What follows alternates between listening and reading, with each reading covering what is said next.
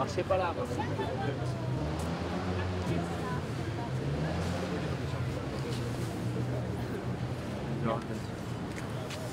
Il va?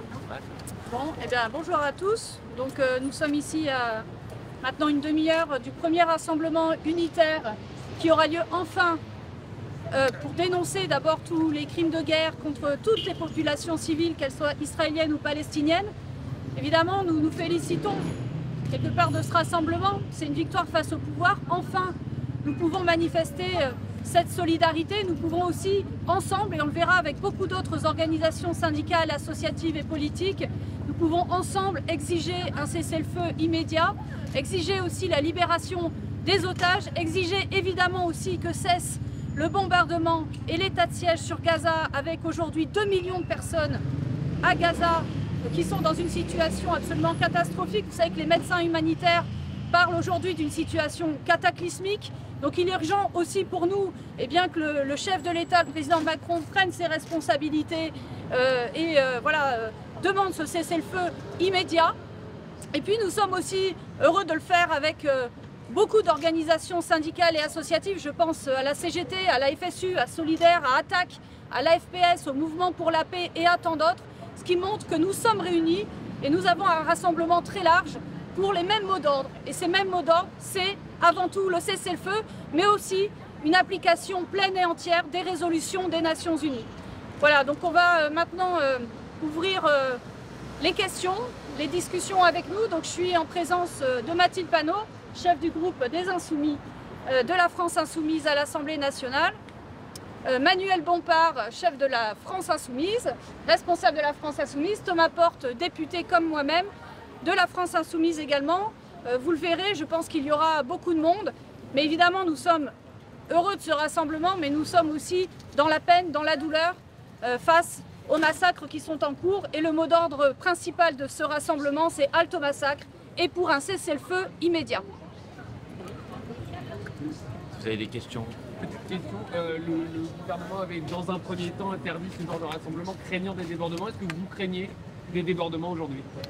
Non, mais nous avons créé les conditions pour que ce rassemblement soit appelé, Aurélie Troubet l'a dit à l'instant, par un arc très large d'organisation sur un texte d'appel dont les mots d'ordre et les revendications sont très clairs. Et on a bien l'intention de faire en sorte que ce rassemblement reste autour des mots d'ordre qui sont ceux du texte d'appel que nous avons signé. Et donc il n'y a pas d'inquiétude à avoir, parce que je crois que les gens ont envie de pouvoir manifester pacifiquement. Ils ont envie de pouvoir exprimer leurs émotions face à la spirale de la violence, face aux massacres qui sont en cours. Ils ont envie d'exprimer leur indignation face notamment à la politique de soutien inconditionnel qu'a exprimé le président de la République, la présidente de l'Assemblée nationale la semaine dernière à la tribune de l'Assemblée. Et je pense que c'est une bonne chose que l'on puisse enfin manifester. Et il y a eu d'autres manifestations cette semaine, et je crois qu'on peut dire qu'elles se sont déroulées dans des bonnes conditions. Il y a eu d'autres manifestations dans beaucoup d'autres pays autour de nous, en Europe et dans le monde.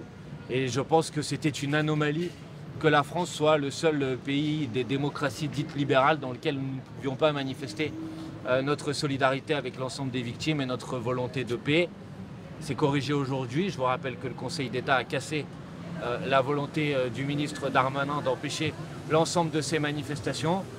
C'est une bonne chose que cette manifestation puisse avoir lieu, et vous verrez, elle se déroulera dans des bonnes conditions. Est-ce que vous ne regrettez pas que vos autres partenaires de gauche ne soient pas à vos côtés comme ils l'ont été pendant la réforme des retraites?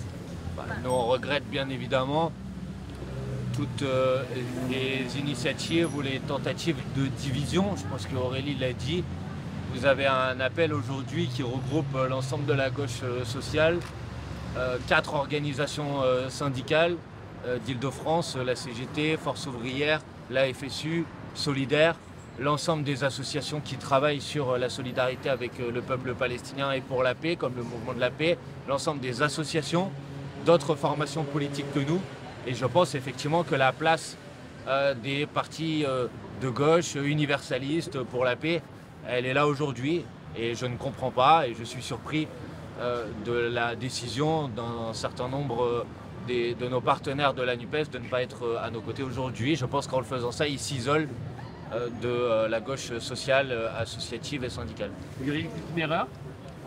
Je crois que j'ai répondu clairement à votre question. Ce qui est sûr, c'est que ce sont des dizaines et des dizaines d'organisations syndicales et associatives avec lesquelles nous travaillons de longue date et depuis de nombreuses années. Et donc je crois aussi que notre responsabilité aujourd'hui, elle était d'être avec elles pour appeler aux mêmes choses, à savoir le cessez-le-feu immédiat, stopper les massacres, libérer les otages, mais aussi lever tout de suite, cesser les bombardements et lever tout de suite un blocus et faire en sorte aussi que la solution soit politique et passe par la paix, parce que nous pensons que la solution ne passera pas par les armes. Voilà, et je crois que c'est ça que nous exprimons tous ensemble.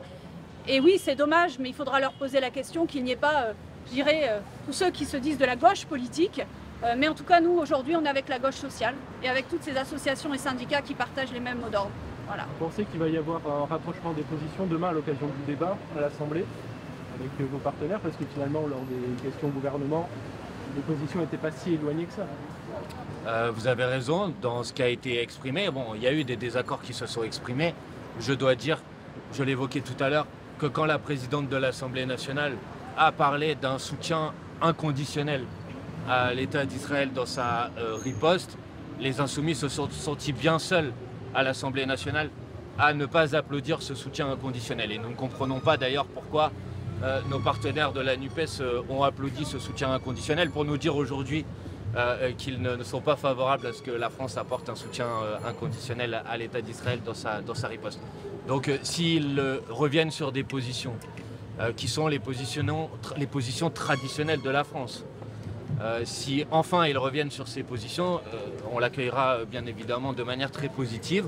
Encore une fois, s'ils avaient décidé d'être là aujourd'hui dans cette manifestation, on l'aurait accueilli très positivement. En tout cas, nous, on a essayé de créer les conditions pour que tout le monde puisse se retrouver aujourd'hui dans cet appel à manifester.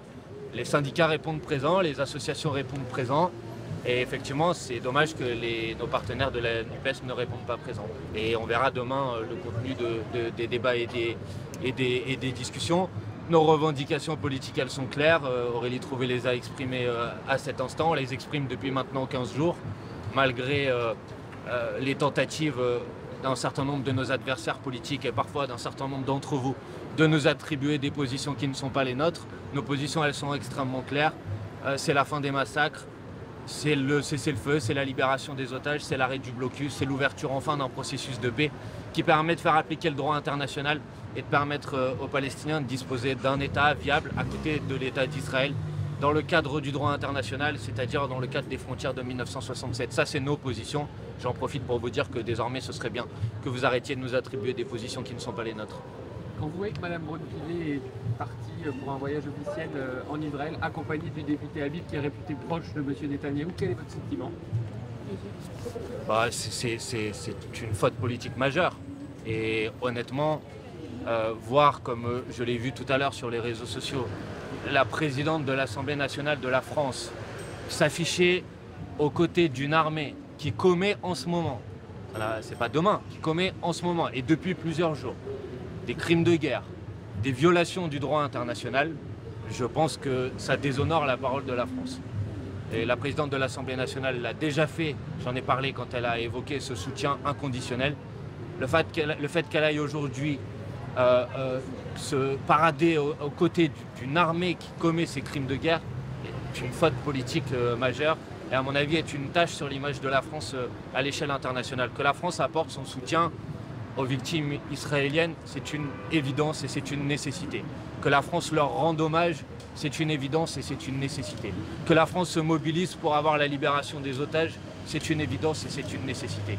Mais que la France s'affiche auprès de l'armée israélienne au vu des actes qu'elle commet aujourd'hui, que la diplomatie française soit incapable de condamner aussi fermement qu'elle l'a fait pour les actes commis par le Hamas, les actes qui sont commis à travers les bombardements qui ont lieu en ce moment sur une population de 2,3 millions de personnes parquées dans un territoire de 370 km² est un grave problème, est une rupture avec la position traditionnelle de la France depuis Jacques Chirac, depuis le général de Gaulle même jusqu'à Jacques Chirac. Et donc effectivement nous avons bien l'intention demain de demander des comptes sur ce sujet et voir qu'elle le fasse avec un député, M. Meir Habib, qui a exprimé depuis maintenant plusieurs années des positions et des soutiens avec des ministres qui sont clairement des ministres d'extrême droite, suprémacistes, qui sont aujourd'hui des ministres du gouvernement israélien, rajoute, je crois, à l'infamie de ce déplacement.